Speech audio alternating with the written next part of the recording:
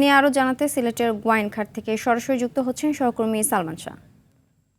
সালমান, আজ তো ঈদ, পর্যটকরা এরই মধ্যে আসতে শুরু করেছেন কিনা, হোটেল কর্তৃপক্ষ কি বলছেন, বিস্তারিত জানাবেন।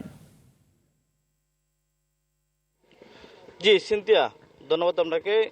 আমি এই মুহূর্তে আসছি সিলেটের অন্যতম পর্যটন কেন্দ্র প্রকৃতিকন্যা জাফলং এ। আপনি দেখতেই পাচ্ছেন আমার পিছনটাতে আসলে সবুজের সমারোহ এবং কি সবুজ পাহাড়। আপনি জানেন প্রতি বছরই আসলে ঈদ উল ফিতর, ঈদ উল আজহা এবং কি বিভিন্ন উৎসবে আসলে লাখো পর্যটকের সমাগম ঘটে এই জাফলং এ। তবে ঈদ উল ফিতরের তুলনায় ঈদ উল আজহা একটি ব্যতিক্রম দেখা যায়, যেটি হচ্ছে ঈদ উল আজহার দিন আসলে জাফলং এ পর্যটক শূন্য থাকে। কারণ হচ্ছে ঈদ উল আজহার নামাজ পরবর্তী সময় যে কুরবানির যে আনুষ্ঠানিকতা থাকে সেটি সম্পন্ন করে ঈদের দ্বিতীয় দিন থেকে আসলে এখানে লাখো পর্যটকের সমাগম করতে শুরু করে। আমরা এখানকার হোটেল মোটেল কর্তৃপক্ষ যারা আছেন তাদের সাথে কথা বলেছি, তারা আমাদেরকে জানিয়েছেন যে ইতিমধ্যে তাদের হোটেল মোটেলগুলো বুকিং হয়ে গেছে, আগামীকালকে থেকে হয়তো পর্যটকরা আসতে শুরু করবে।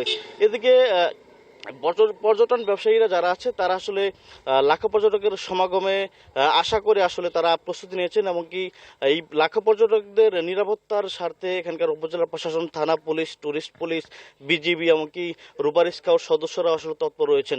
তো এই ছিল সিলেটের জাফলং থেকে সর্বশেষ পরিস্থিতি। সিনথিয়া।